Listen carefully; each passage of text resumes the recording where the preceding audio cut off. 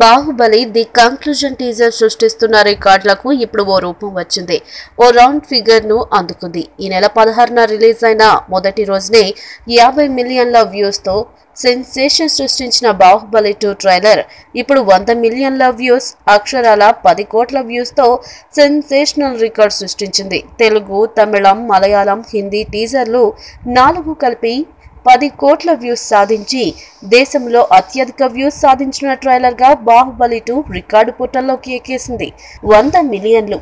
ఎప్పుడు ఈ సంఖ్యను కనీసం ఊహించుకోలేదు. ఇది సాధ్యం చేసిన మీ అందరికీ కృతజ్ఞతలు అంటూ ట్వీట్ చేశాడు దర్శక ధీరుడు రాజమౌళి. యూట్యూబ్ లో తెలుగు ట్రైలర్ కు 34 మిలియన్ల వ్యూస్ రాగా హిందీ వర్షన్ ని కూడా ఇదే స్థాయిలో చూశారు. తమిళ ట్రైలర్ ను దాదాపు 6 మిలియన్ వ్యూస్ వచ్చాయి.